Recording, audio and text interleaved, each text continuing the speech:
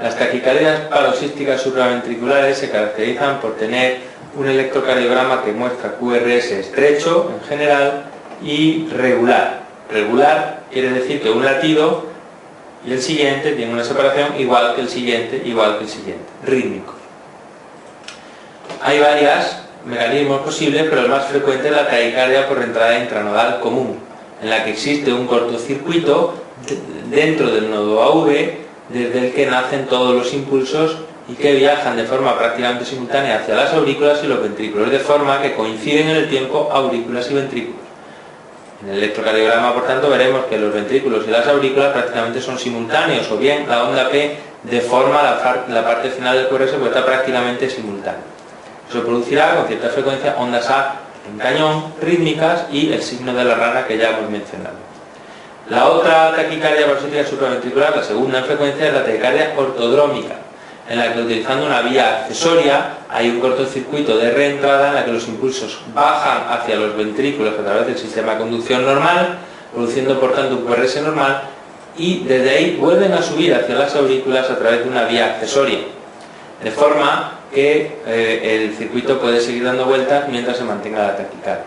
En esta, electrocardiográficamente, es habitual ver la onda P un poquito más separada del complejo QRS, porque tarda un tiempo en descender hasta los ventrículos, llegar a la ubicación de la vía accesoria y desde ahí subir a despolarizar las aurículas. Por eso el tiempo RP es más largo que en la taquicardia intranodal, que suele ser prácticamente simultáneo.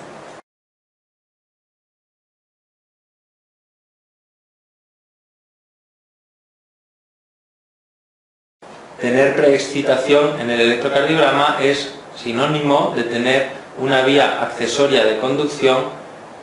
al nodo AV, es decir, en condiciones normales los impulsos de las aurículas solo pueden pasar a los ventrículos a través del nodo AV, donde hay un freno que ya conocemos. En algunas personas hay una vía accesoria de conducción y eso produce una imagen en el electrocardiograma de preexcitación, es decir, hay un trozo del ventrículo, de los ventrículos, que se despolariza antes de tiempo, antes de que el impulso atraviese el nodo AV, porque se despolariza desde la vía accesoria. Tener preexcitación tiene un manejo muy sencillo si lo queremos simplificar de la forma en la que presentamos en este esquema. Si el paciente nunca ha tenido taquicardia y no tiene una profesión de riesgo, en principio no hace falta ninguna actitud especial, seguimiento clínico y nada más. Pero si el paciente es un profesional de riesgo, por dedicarse a la conducción, deportistas o personas con situaciones de estrés importante, policías, bomberos, etcétera, se recomienda proceder a la solución definitiva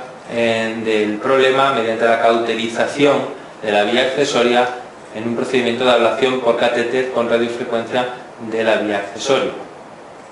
En las personas que tengan preexcitación y que hayan tenido alguna vez alguna taquicardia, en cualquier caso está recomendado como primera opción la ablación por catéter del sustrato de la taquicardia, es decir, cauterizar la vía accesoria para que la taquicardia no pueda volver a dar. Hay dos tipos de taquicardias fundamentales asociadas a la presencia de vías accesorias. Unas son las taquicardias reentrantes, que pueden ser ortodrómicas o antidrómicas, en función de si el circuito cicla en el sentido que hemos explicado antes ortodrómico, baja los ventrículos por el sistema normal y sube a las aurículas a través de la vía accesoria, eso sería ortodrómica, o al contrario, baja los ventrículos a través de la vía accesoria y sube hacia las aurículas a través del nodo AV, que no todo el mundo puede conducir en ese sentido, pero hay personas que sí. Tanto una como otra tienen un manejo similar y tienen unas consideraciones similares, con la diferencia de que la taquicardia ortodrómica muestra un QRS normal y la taquicardia antidrómica muestra un QRS ancho, que muchas veces es muy parecido al de las taquicardias ventriculares y hay que manejarlo como tal, porque ante la duda debe manejarse como tal. La otra taquicardia relacionada con los síndromes de preexcitación es la fibrilación auricular preexcitada, que es una urgencia y que luego vamos a comentar cómo se maneja. El tratamiento agudo de las taquicardias por reentrada en el seno de un síndrome de preexcitación de una vía accesoria incluye bloquear el nodo AV de alguna manera para que el circuito que está dando vueltas pasando por el nodo en algún momento se corte y reaparezca el ritmo sinusal normal. Eso lo conseguimos con masaje del seno carotídeo o con adenosina, y si no es suficiente, pues empleamos fármacos como verapamil, betabloqueantes o incluso antiarrítmico del grupo 1C para proceder a frenar el nodo y conseguir el bloqueo de la taquicardia, que la taquicardia se quite.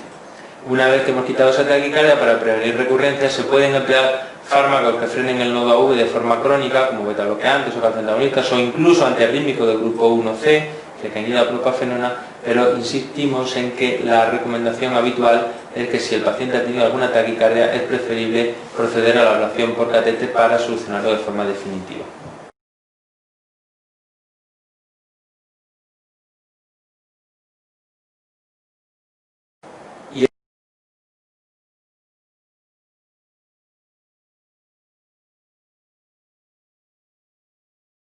Este es el típico caso que nos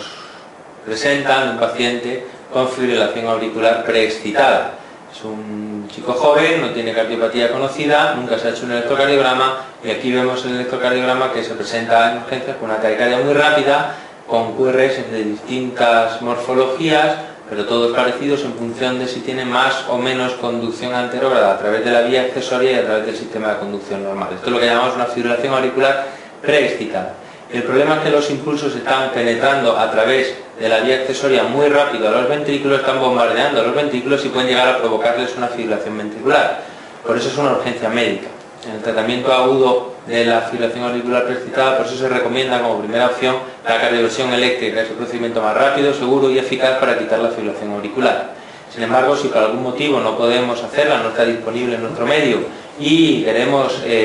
el paciente tolera bien la taquicardia, pues podemos proceder a usar un antiarrítmico que afecte mucho a la conducción por la vía accesoria para intentar frenarla y que al tiempo afecte mucho a las aurículas para intentar quitar la fibrilación, y eso suele hacerse o con procainamida o con fármacos del grupo 1C.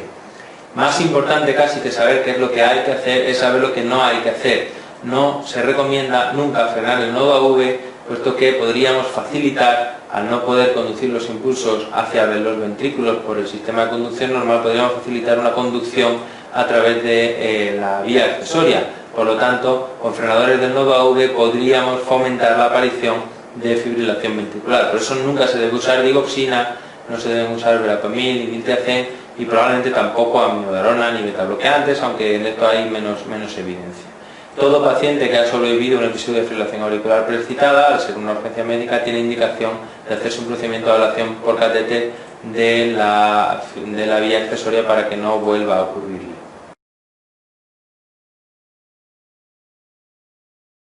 La fibrilación sin cardiopatía aparece y hay ciertos desencadenantes como el alcohol que pueden fomentarla. Hoy día en la fibrilación auricular tenemos un espectro de pacientes muy amplio. Desde un paciente con una enfermedad estructural cardíaca grave, un aumento crónico de presiones en las aurículas que hace que aparezca fibrosis intersticial y que facilita que cuando se ponga en marcha una taquicardia aparezcan múltiples frentes de onda que se ponen a dar vueltas de forma desordenada en las aurículas manteniendo la taquicardia, hasta el otro extremo, que es una persona joven que en algún punto de su corazón, generalmente en las venas pulmonares, porque es donde con más frecuencia aparece, tenemos un foco de activación rápida, de vez en cuando, episódica, se enciende, manda muchos impulsos muy rápidos a las aurículas, son incapaces las aurículas de conducirlo de forma homogénea y aparece lo que llamamos conducción fibrilatoria, es decir, una especie de fibrilación auricular provocada por ese foco que está descargando a gran velocidad dentro de la vena pulmonar. Y en el intermedio, desde el paciente con cardiopatía estructural avanzada que hemos mencionado y este sin cardiopatía con un foco, tenemos todas las combinaciones que nos podamos imaginar. Lo que es importante recordar es que el tratamiento de la fibrilación auricular puede ir encaminado o debe ir encaminado tanto a tratar el desencadenante, el trigger, el gatillo que la pone en marcha, que son estos latidos que pueden nacer en las venas pulmonares o en otros sitios, como a tratar el sustrato anómalo en el tejido auricular que tiende a perpetuar las ondas reentrantes dentro de las aurículas.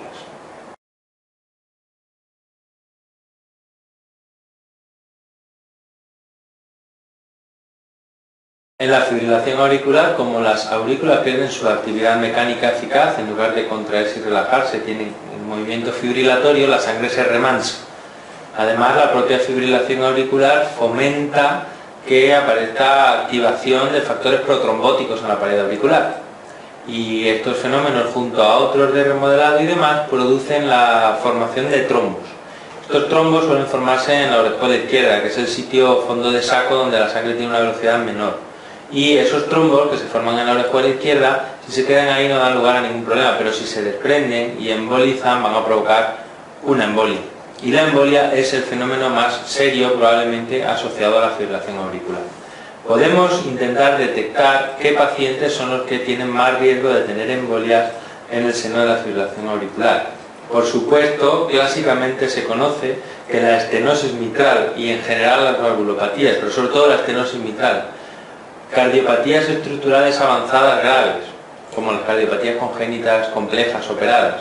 o la presencia de una prótesis mecánica, metal dentro del corazón, son factores de muy alto riesgo trombótico y que hacen que el paciente precise tratamiento anticoagulante crónico.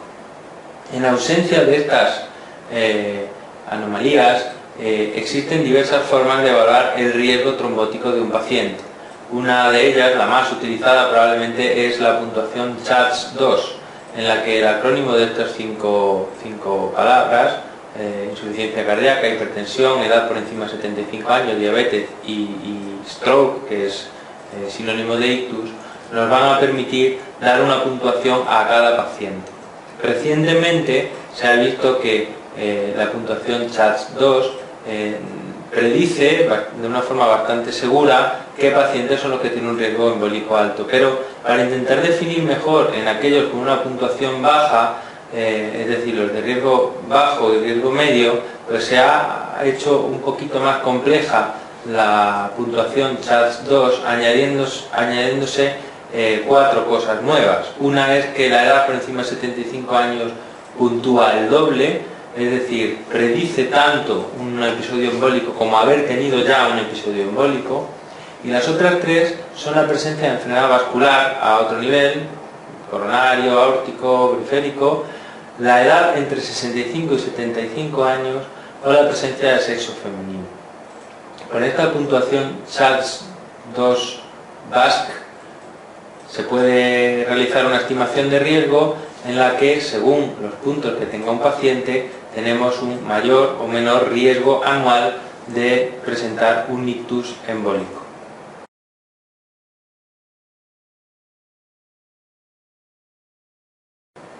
Por tanto, cuando tengamos un paciente con fibrilación auricular, para decidir si necesita o no tratamiento antitrombótico crónico con anticoagulante, pues tenemos que evaluar una serie de factores, que son los que hemos comentado. Si lleva prótesis mecánica, tiene estenosis mitral o otra cardiopatía estructural grave, directamente ya sabemos que la respuesta es sí, hay que anticoagular crónicamente con anticoagulantes orales. Si no, evaluamos la puntuación CHADS-2, que si es 2 o más también tiene indicación clara de anticoagulación. En caso de que sea 0 o 1, miraríamos la edad. Si está por encima de 75 años, directamente está indicada la anticoagulación. Y si está por debajo, miramos la presencia de otros factores de estos que hemos comentado. Una edad entre 65 y 75, sexo femenino y enfermedad vascular periférica. Porque si hay 2 de ellos, estaría indicada la anticoagulación. Y si solo hay uno, digamos, se prefiere la anticoagulación a la anticoagulación, y si no hay ninguno, pues se prefiere ningún tratamiento frente a la antiagregación. Este es el tratamiento actual de las guías europeas de manejo antitrombótico en fibrilación auricular. Es cierto que el resumen de esto es muy sencillo. Todo paciente con fibrilación auricular tiene que tomar anticoagulantes orales. Solo el que no tenga ninguno de los factores de riesgo de la escala CHADS-BASC es el único en el que no hace falta tomar anticoagulantes orales. Y la aspirina ha pasado a un segundo plano, como vemos aquí, porque la capacidad de prevención de embolias en fibrilación auricular es muy débil. No es como en la enfermedad coronaria, en la que la antiagregación es muy eficaz. En la fibrilación auricular, el tratamiento antitrombótico de elección es la anticoagulación y no la antiagregación.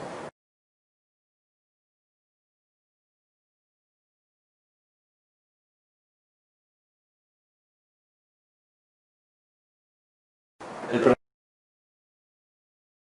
auricular, aparte del manejo antitrombótico que ya hemos comentado, es la decisión de si recuperar o no el ritmo sinusal.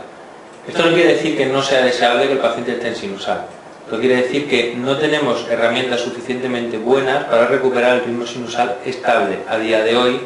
por lo que no está claro que merezca la pena intentar recuperarlo en todos los pacientes. De hecho, los ensayos clínicos que se han hecho comparando una estrategia de control de frecuencia en la que dejamos al paciente con su fibrilación auricular puesta, pero controlando las posibles complicaciones como las embolias y la taquicardiomiopatía producida por frecuencia cardíaca rápida, comparando esa estrategia de control de frecuencia con una estrategia de control del ritmo en la que haremos lo necesario para mantener el ritmo sinusal lo más posible, cardioversiones eléctricas, fármacos antiarrítmicos, procedimiento de evaluación por catéter, etc., no se ha demostrado en ningún caso una superioridad de una estrategia respecto a la otra. El motivo, insisto, probablemente está más en relación con lo ineficaces y el alto porcentaje de complicaciones que tenemos relacionadas con las medidas que disponemos en la actualidad para prevenir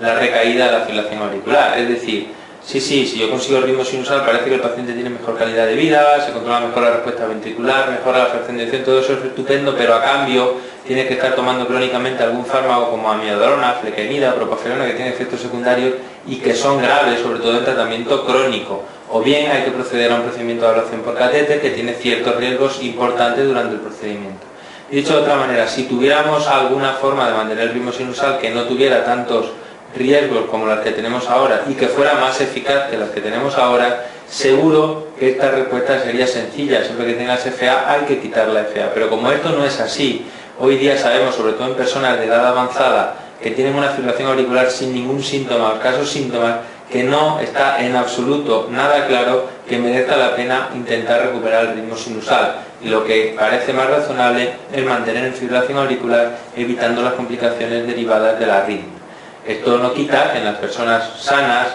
jóvenes y en personas con muchos síntomas o ante un primer episodio siempre inclinaremos la balanza hacia un intento de recuperar el ritmo sinusal, pero siempre con las limitaciones que hemos comentado.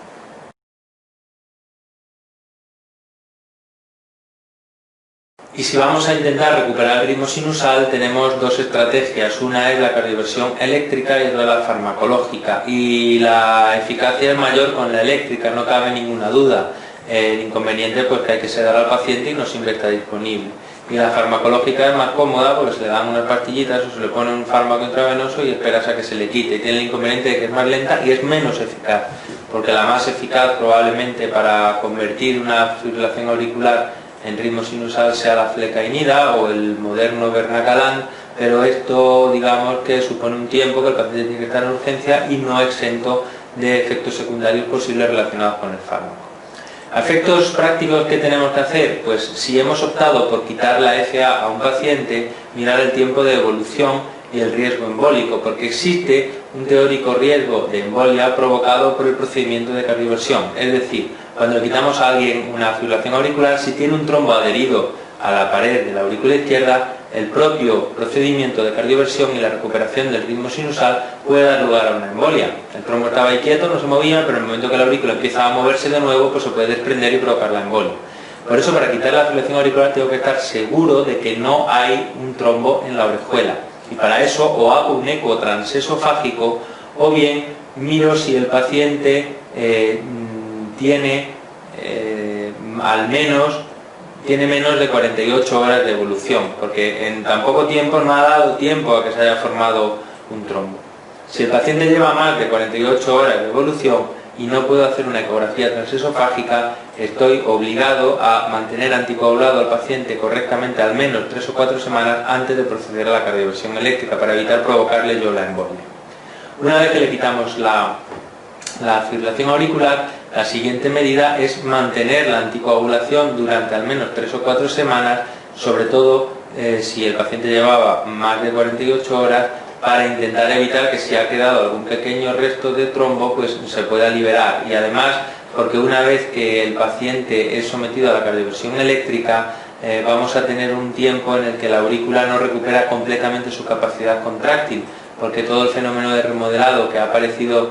antes del procedimiento de la cardioversión va a ir recuperando progresivamente a lo largo de varios días. Por eso durante 3 o 4 semanas después de la cardioversión se recomienda mantener al paciente anticoagulado.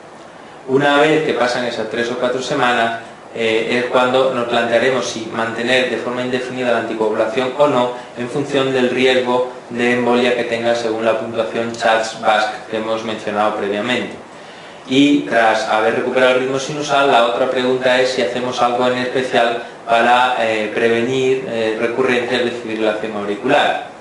Siempre que el paciente haya tenido la fibrilación auricular por una causa reversible, como puede ser un hipertiroidismo, que asumimos que cuando controlemos el hipertiroidismo no le va a volver a dar, pues no hay que hacer nada en particular. Pero si no hay ninguna causa reversible conocida, nos plantearemos utilizar fármacos antiarrítmicos para prevenir recurrencias, pero siempre primando la seguridad del paciente. Es decir, si el paciente tiene alguna cardiopatía estructural, el único que podremos usar es amiodarona. Probablemente dronedarona sea bastante segura también en pacientes que tengan cardiopatía estructural no muy significativa y no usándola nunca en presencia de insuficiencia cardíaca reciente o grave. Si no existe ninguna de estas enfermedades, no existe ninguna cardiopatía estructural significativa ni insuficiencia cardíaca, podemos emplear de elección un fármaco de grupo 1C o la dronedarona o incluso sotalol como fármacos para intentar prevenir las recurrencias. Cuando el empleo de uno de estos fármacos no es eficaz para prevenir recurrencias, podemos plantearnos cambiar a otro o pasar a una estrategia en la que procederíamos a un procedimiento de ablación por catéter en el que lesionaríamos la entrada de las venas pulmonares y o los puntos donde se sospecha o se demuestra durante el procedimiento que nace la fibrilación auricular o que se mantiene, para intentar que el paciente no tenga más recurrencias. Luego, digamos, en la actualidad el procedimiento de ablación por catéter en fibrilación auricular es siempre un procedimiento de segunda elección ante el fracaso de al menos un antiarrítmico. Se puede plantear solo en casos de cardiopatía, de ausencia completa de cardiopatía y fibrilación auricular claramente focal, ir directamente a este procedimiento y solo en caso de que el paciente así lo prefiera, porque en general se prefiere al menos ensayar un fármaco antiarrítmico antes de proceder a la ablación.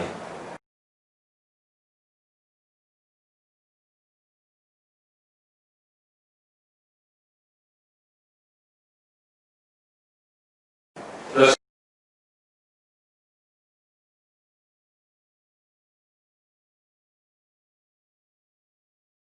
extrasístoles ventriculares los tiene un 60% de la población y no tienen riesgo de provocar ningún trastorno en general en ausencia de cardiopatía estructural. Por lo tanto, en un paciente que esté asintomático, no tenga ninguna enfermedad que se detecta que tiene extrasístoles, no hay que hacer nada. Simplemente que evite los excitantes y tranquilizar al paciente, porque es un hallazgo muy frecuente en población general. Otra cosa es si el paciente tiene síntomas incontrolables a pesar de que le hemos tranquilizado y tiene unos síntomas muy molestos, pues se puede plantear un tratamiento con beta bloqueantes e incluso en algunos casos en los que los extrasístoles den lugar a pérdida de fuerza en el corazón, es decir, a disfunción sistólica, taquimiocardiopatía, pues en esos casos podríamos plantearnos un tratamiento un poquito más potente, como puede ser una ablación por catéter del foco del extrasístole, pero esto, insisto en que es algo que solo ocurre de forma excepcional. Lo habitual es que los extrasístoles no necesiten ningún tratamiento específico.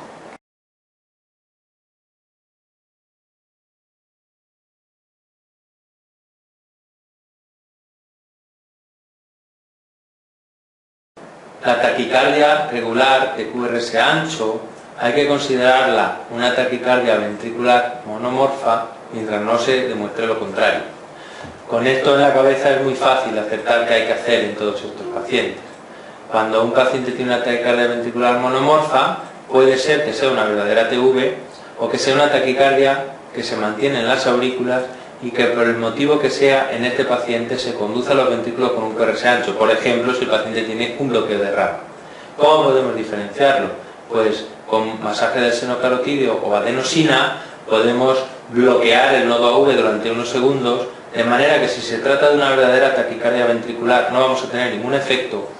y si se trata de una taquicardia supraventricular vamos a permitir bloquear el nodo y ver la actividad auricular durante unos segundos, confirmando que se trata de una taquicardia supraventricular. No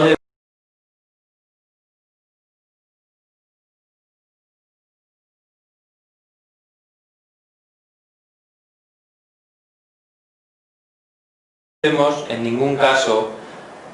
emplear verapamil, porque es un fármaco inotropo negativo que puede dar lugar a un cuadro de edema agudo de pulmón o de shock cardiogénico si se lo aplicamos a un paciente con una verdadera taquicardia ventricular.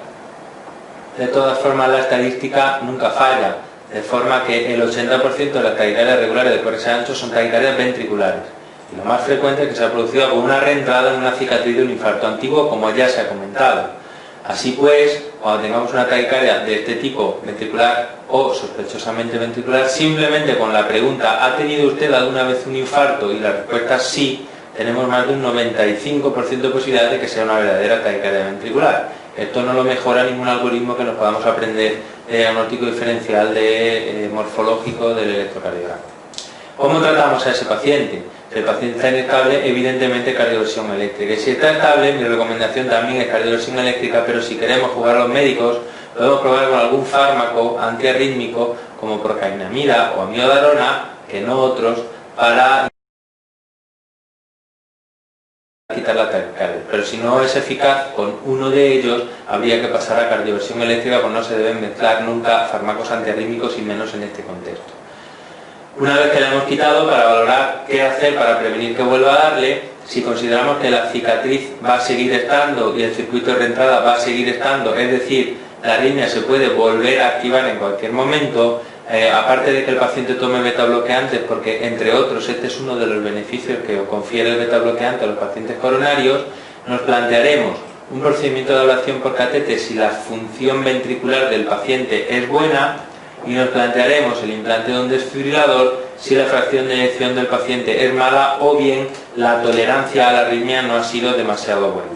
Dicho de otra manera, de esta taquicardia ventricular el paciente ha tenido suerte y no se ha muerto, pero a lo mejor de la siguiente se muere. Entonces es preferible colocar un desfibrilador, insisto, si tiene disfunción ventricular significativa o bien si la tolerancia clínica al episodio ha sido mala.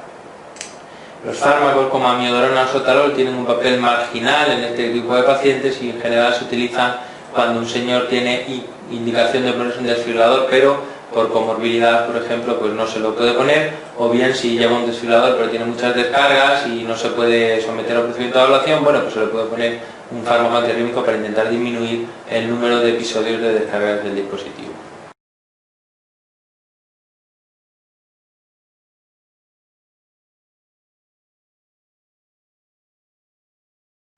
La apatía ritmogénica del ventrículo derecho o displasia del ventrículo derecho es una enfermedad genética en la que mutaciones en los genes que codifican las proteínas que forman parte de los desmosomas cardíacos, como la desmoplaquina, la pacoglobina, etc., van a provocar una alteración progresiva en la estructura miocárdica, de forma que se va sustituyendo tejido muscular normal por islotes de tejido fibroadiposo. Estos islotes, de predominio en epicardio y progresivamente hacia endocardio, van a dar lugar a la aparición de circuitos de reentrada entre los islotes de tejido fibrograso que pueden provocar taquicardias ventriculares, igual que ocurre en una cicatriz de otro tipo como puede ser la cicatriz de un infarto antiguo. Por tanto, el síntoma habitual de la displasia del ventrículo derecho son las taquicardias ventriculares, con síncope e incluso muerte súbita en algunos casos de debut. Hay algún dato en el electrocardiograma muy típico de esta enfermedad, como es la onda epsilon, que puede aparecer en derivación V1, como en la parte final del QRS, una pequeña onda que lo deforma generalmente positiva y que se corresponde con las partes de activación tardía del ventrículo derecho en el seno de esas zonas de islotes fibrograsos.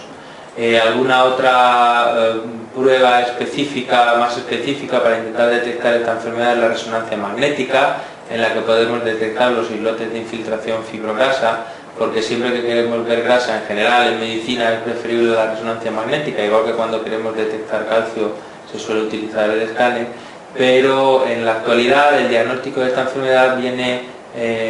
refrendado por una serie por una puntuación en una serie de criterios que se evalúan, tanto eléctricos como clínicos, como de antecedentes familiares, puesto que es una enfermedad genética, como de imagen, tanto ecográficos como de resonancia, y cuando se cumplen una serie de estos criterios, pues el paciente se puede diagnosticar la enfermedad. El tratamiento básicamente va a ser sintomático, se recomienda el empleo de betabloqueantes en pacientes con síntomas, y si el paciente tiene síntomas, síncopes o arritmias ventriculares, a pesar de betabloqueantes, tendría indicación de colocarse un desfibrilador. El desfibrilador automático también se indica pues, en pacientes que no hayan tenido síntomas pero que tengan disfunción del ventrículo izquierdo asociada, puesto que eso confiere un riesgo especialmente alto. Es posible en algunos casos que el primer síntoma de esta enfermedad sea una muerte súbita, como probablemente todos conocemos, puesto que en Europa parece que en algunas partes, especialmente por ejemplo en Italia, y parece que en España también, la displasia del ventrículo derecho puede ser la causa más frecuente de muerte súbita en deportistas de competición, y no la miocardiopatía hipertrófica como aparentemente aparece de forma recurrente en los registros que tenemos de Estados Unidos.